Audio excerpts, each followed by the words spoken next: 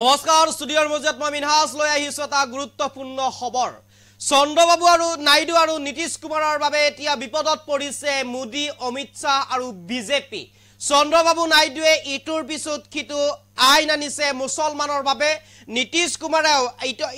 এখনৰ পিছত সিখন আইন আনিছে মুছলমানৰ বাবে আৰু এতিয়া চন্দ্ৰবাবু নাইডুৰ যি আইন আনিছে কেইবাখনো আইন আনিছে চন্দ্ৰবাবু নাইডুৱে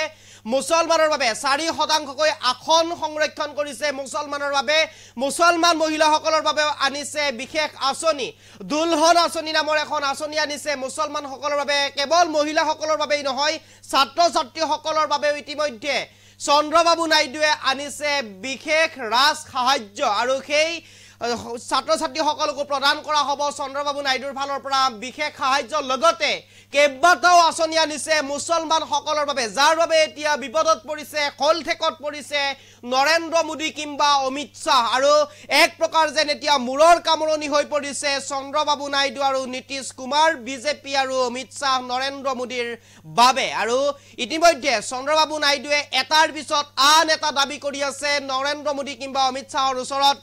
ইতিমধ্যে নীতিশ কুমাৰেও কেইবাটাও দাবী উত্থাপন কৰিছিলে কেন্দ্ৰৰ ওচৰত আৰু সেই দাবী পূৰণ হোৱাৰ পিছতেই পুনৰ দাবী কৰাৰ সম্ভাৱনা আছে লগতে চন্দ্ৰবাবু নাইডুৱে বৰ্তমানেও দাবী জনাই আছে বৰ্তমানেও বিচাৰি আছে কেন্দ্ৰৰ পৰা নৰেন্দ্ৰ মোদী অমিত শাহৰ পৰা কেইবাটাও দাবী ইতিমধ্যে উল্লেখ কৰিছে আৰু ইতিমধ্যে অন্ধ্ৰ প্ৰদেশত মুছলমানৰ সংৰক্ষণ নিশ্চিত কৰিছে 4% আৰু মুছলমান মহিলাসকলৰ বাবে আঁচনি ৰূপায়ণ কৰিছে চন্দ্ৰবাবু নাইডুৱে মুছলমান ছাত্ৰ ছাত্ৰীসকলৰ বাবে বিশেষ সাহায্য ঘোষণা কৰিছে চন্দ্ৰবাবু নাইডুৱে যাৰ বাবে এতিয়া বিপদত নৰেন্দ্ৰ মোদী অমিত শাহ লৈ আহিছো সবিশেষ আপোনালোকৰ বাবে মুছলমানৰ বাবে ইখনৰ পিছত সিখৰ আঁচনি আনিছে চন্দ্ৰবাবু নাইডুৱে কেইবাখনো অভিলাষী আঁচনি মুকলি কৰিছে চন্দ্ৰবাবু নাইডুৱে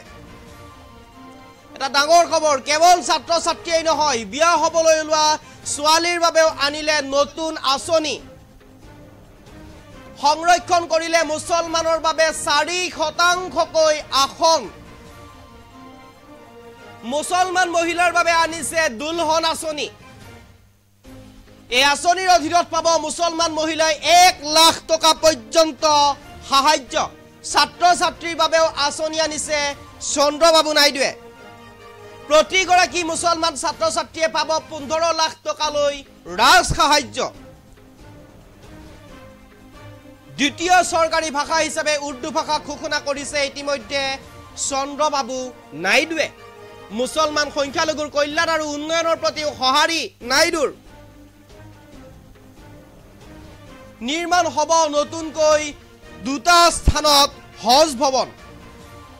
হজ যাত্ৰীসকলে লাভ কৰিব চৰকাৰৰ বিশেষ সাহায্য আৰু এটা গুৰুত্বপূৰ্ণ খবৰ বুলি ক'ব লাগিব অন্ধ্ৰ প্ৰদেশত নিৰ্মাণ হ'ব উৰ্দু বিশ্ববিদ্যালয় এই আঁচনিসমূহ ঘোষণা কৰাৰ পিছতে ৰাজনীতিত লাগিছে এতিয়া আউল চন্দ্ৰবাবু নাইডুৰ মুছলমান প্ৰীতিয়ে যেন বিপদত পেলাইছে এতিয়া বিজেপি আৰু এক প্ৰকাৰ গুৰুত্বপূৰ্ণ খবৰটো লৈ আহিবৰ কাৰণে চেষ্টা কৰিছো চন্দ্ৰবাবু নাইডু আৰু নীতিশ কুমাৰৰ বাবে এতিয়া বিপদত পৰিছে বিজেপি এটাৰ পিছত আন এটা দাবী কৰি গৈছে কেন্দ্ৰৰ ওচৰত নৰেন্দ্ৰ মোদীৰ ওচৰত অমিত শাহৰ ওচৰত আৰু ইতিমধ্যে চন্দ্ৰবাবু নাইডুৱে কেইবাটাও দাবী কৰিছে মুছলমানৰ বাবে কেইবাটাও দাবী উত্থাপন কৰিছে কেন্দ্ৰত অমিত শাহ নৰেন্দ্ৰ মোদীৰ আগত আৰু ইতিমধ্যে অন্ধ্ৰ প্ৰদেশৰ মুখ্যমন্ত্ৰী চন্দ্ৰবাবু নাইডুৱে কেইবাটাও অভিলাষী আঁচনি মুছলমানসকলৰ বাবে ইতিমধ্যে ঘোষণা কৰিছে অভিলাষী আঁচনি মুছলমানসকলৰ বাবে ঘোষণা কৰিছে আৰু মুছলমান মহিলাসকল ছাত্ৰ ছাত্ৰীসকলৰ বাবে কেইবাটাও অভিলাষী আঁচনি ইতিমধ্যে ৰূপায়ণ কৰিছে এটাৰ পিছত আন এটা দাবী উত্থাপন কৰি গৈছে এতিয়া কেন্দ্ৰৰ ওচৰত আৰু হাজাৰ হাজাৰ কোটি টকা বিচাৰি আছে এতিয়া কেন্দ্ৰৰ ওচৰত চন্দ্ৰবাবু নাইডু আৰু নীতিশ কুমাৰে যাৰ বাবে এক প্ৰকাৰ বিপদত পৰিছে এতিয়া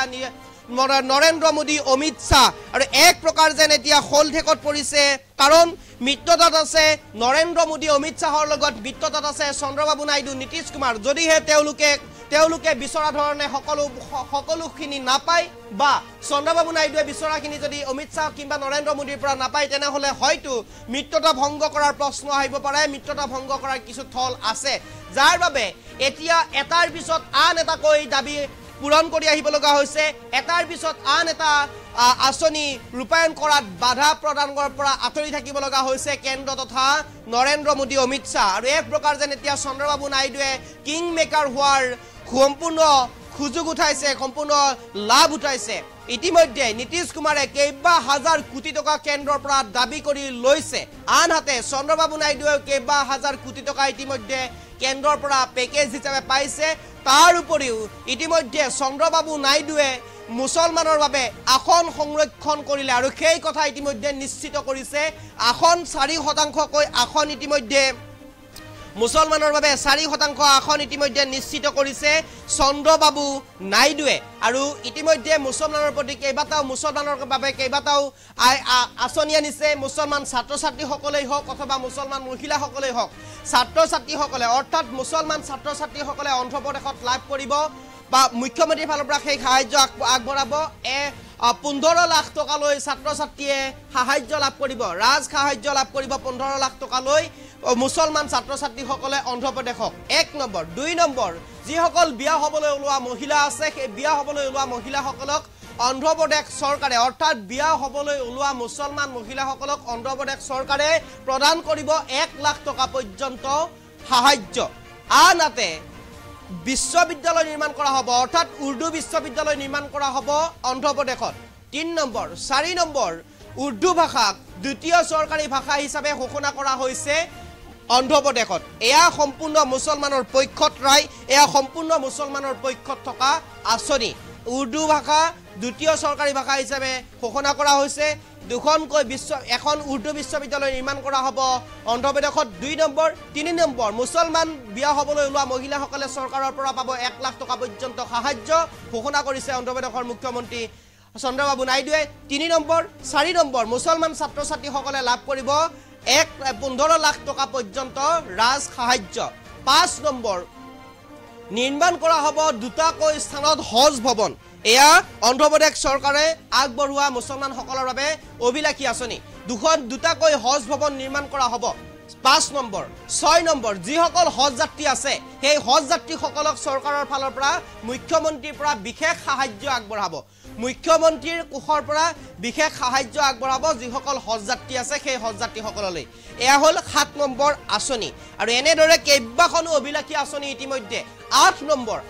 হৈছে 4% আসন সংৰক্ষণ কৰা হৈছে মুছলমানৰ বাবে অন্ধ্ৰপ্ৰদেশত আৰু কেৱল মাত্ৰ 9 নম্বৰ মুছলমান মহিলাসকলৰ বাবে ৰূপায়ণ কৰা হৈছে দুলহন আঁচনি 9 নম্বৰ আৰু এনেদৰে কেইবাটাও অভিলাষী আঁচনি কেইবাখনো অভিলাষী আঁচনি ইতিমধ্যে ৰূপায়ণ কৰা হৈছে অন্ধ্ৰপ্ৰদেশত আৰু ৰূপায়ণ কৰিছে অন্ধ্ৰপ্ৰদেশৰ মুখ্যমন্ত্ৰী চন্দ্ৰবাবু নাইডুৱে আৰু টিডিপিৰ মুখ্য চন্দ্ৰবাবু নাইডুৱে এনেদৰে এতিয়া মুছলমানসকলৰ পক্ষত থিয় দিছে মুছলমান প্ৰীতি আছে মুছলমান প্ৰীতি দেখুৱাইছে কেয়া নীতিশ কুমাৰেই হওক অথবা চন্দ্ৰবাবু নাইডুৱেই হওক এক প্ৰকাৰ যেন এতিয়া এটাৰ পিছত আন এটা দাবী কৰি কেন্দ্ৰৰ পৰা লৈ আছে যদিহে দাবী পূৰণ নকৰে তেনেহ'লে হয়তো মিত্ৰতা ভংগ কৰাৰ প্ৰশ্ন উত্থাপন হ'ব পাৰে বা মিত্ৰতা ভংগ হ'লে কেন্দ্ৰত অমিত শ্বাহ নৰেন্দ্ৰ মোদী চৰকাৰ নাথাকিবও পাৰে গতিকে চৰকাৰ ৰখাৰ ভয়ত গাদী ৰখাৰ ভয়ত এটাৰ পিছত আন এটাকৈ দাবী পূৰণ কৰি যাব লগা হৈছে এতিয়া নৰেন্দ্ৰ মোদী অমিত শ্বাহে এটাৰ পিছত আন এটা দাবী পূৰণ কৰি যাব লগা হৈছে নৰেন্দ্ৰ মোদী অমিত শ্বাহে আৰু এটাৰ পিছত আন এটা দাবী কৰি গৈছে চন্দ্ৰবাবু নাইডু আৰু নীতিশ কুমাৰে এয়া হৈছে এতিয়া চন্দ্ৰবাবু নাইডুৰ ফালৰ পৰা আগবঢ়োৱা কিছু অভিলাষী আঁচনি মুছলমানসকলৰ বাবে এক প্ৰকাৰ যেন এতিয়া চন্দ্ৰবাবু নাইডুৰ মুছলমান প্ৰীতিয়ে বিপাঙত পেলাইছে নৰেন্দ্ৰ মোদী অমিত শ্বাহ অথবা বিজেপি যিহেতুকে মুছলমানৰ বিৰোধিতা কৰি আহিছে প্ৰত্যেকটো সময়তে প্ৰত্যেকটো ভাষণতে মুছলমানৰ বিৰোধিতা কৰি আহিছে তেনে এটা প্ৰেক্ষাপটতেই মিত্ৰতাত থকা দল টিডিপিয়ে এক প্ৰকাৰ মুছলমানৰ প্ৰীতি দেখুৱাইছে এক প্ৰকাৰ মুছলমানৰ প্ৰতি সঁহাৰি জনাইছে এক প্ৰকাৰ মুছলমানৰ পক্ষত থিয় দিছে এক প্ৰকাৰ মুছলমানৰ প্ৰতি আইন আনিছে আঁচনি আনিছে সংৰক্ষণ কৰিছে মুছলমান ছাত্ৰ ছাত্ৰীসকলেই হওক অথবা মহিলাসকলেই হওক এক প্ৰকাৰ যেন এতিয়া আঁচনি অনা পৰিলক্ষিত হৈছে মুছলমানসকলৰ বাবে যাৰ বাবে এতিয়া বিপাঙত পৰা পৰিলক্ষিত হৈছে নৰেন্দ্ৰ মোদী অমিত শ্বাহ আৰু এটাৰ পিছত ইতিমধ্যে উল্লেখ কৰিছে এটাৰ পিছত আন এটাকৈ দাবী কৰি গৈছে কেন্দ্ৰৰ ওচৰত সেয়া নীতিশ কুমাৰেই হওক অথবা চন্দ্ৰবাবুৱেই হওক আৰু এনেদৰে এতিয়া চন্দ্ৰবাবু নাইডুৰ মুছলমান প্ৰীতি আৰু নীতিশ কুমাৰৰ মুছলমান প্ৰীতিয়ে এক প্ৰকাৰ যেন এতিয়া বিপাঙত পেলাইছে বিজেপিক কেন্দ্ৰক নৰেন্দ্ৰ মোদীক অমিত শ্বাহক